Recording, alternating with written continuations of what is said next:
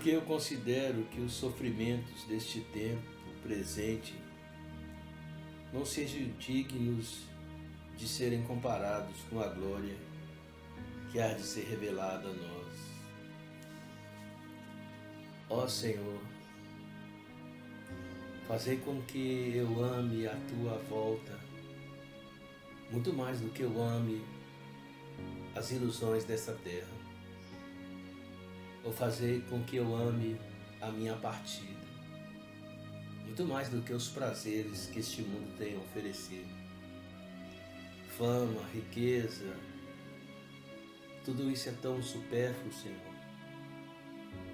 E nesta manhã em que eu estava em oração, depois de meditar no capítulo 8 do livro de Romanos,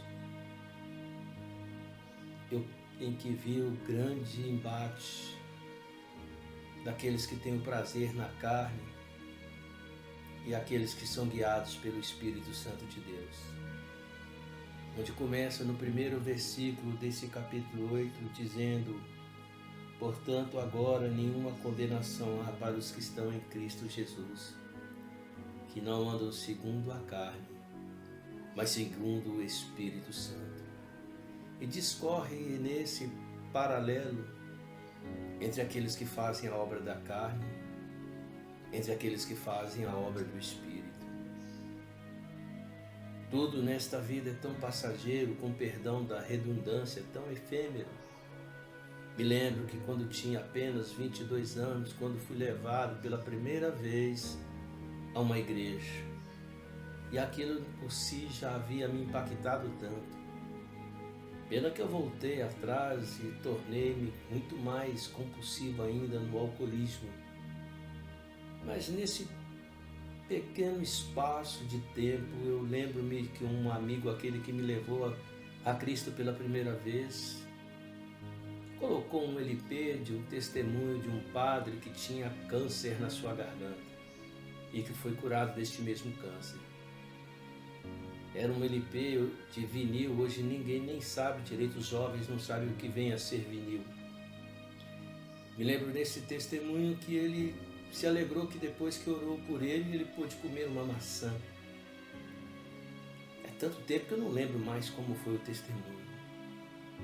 Creio que isso já fazem no mínimo uns 40 anos, por aí. Mas uma pergunta me faço, e é uma pergunta retórica. Que adianta ele ter curado, ter sido curado do câncer? E se ele abandonou tudo após ser curado? Apostatou da fé. Do que adiantou a cura? Do que adiantou, por exemplo, Lázaro ter sido ressuscitado, mesmo não estando morto há 4 dias? Por isso é que eu falo que tudo é passageiro, tudo é efêmero. E este capítulo 8 do livro de Romanos fala tão profundamente daqueles que Deus separou, daqueles que Deus predestinou, daqueles que Deus justificou. Sem querer entrar no mérito da eleição e do livre-arbítrio. A questão não é essa. A questão é que eu, tal como aquele padre que tinha um câncer, eu tinha um câncer na alma. E as metástases deste câncer eram o rosto inchado por causa do excesso da bebida. Mas Deus curou-me deste vício tão desgraçado. Depois de tanto tempo, hoje eu me vejo na presença desse Deus. E como também está testificado aqui, eu passei por tantos intempéries, e como todos nós passamos. Infelizmente nós vivemos um evangelho triunfalista, onde o homem tem que conquistar, tem que ganhar, tem que obter. Um evangelho humanista, onde o homem tornou-se o centro da questão.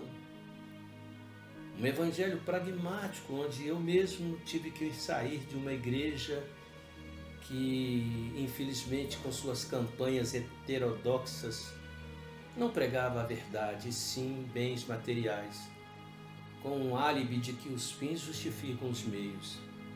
E nesse imbróglio havia a campanha da rosa, do sal, envelopes dourados, enfim, eu tive que sair de lá. Mas eu quero me reportar à igreja primitiva, de um homem chamado Paulo, que foi decapitado, outro chamado Pedro, que foi crucificado, segundo a tradição, de cabeça para baixo, de homens como Tiago, que foi morto à espada. Este é o verdadeiro evangelho. E no final desse capítulo tem algo tão profundo que diz: quem nos separará do amor de Deus? Fome ou nudez? No versículo 28, antes disso, Paulo começa a dizer que, visto que todas as coisas cooperam para o bem daqueles que amam a Deus, sabemos que todas as coisas contribuem juntamente para o bem daqueles que amam a Deus. Sem querer entrar no mérito, por exemplo, do versículo 29, eu vou até deixar de lado para lembrar algo que está tão profundo. No versículo 35.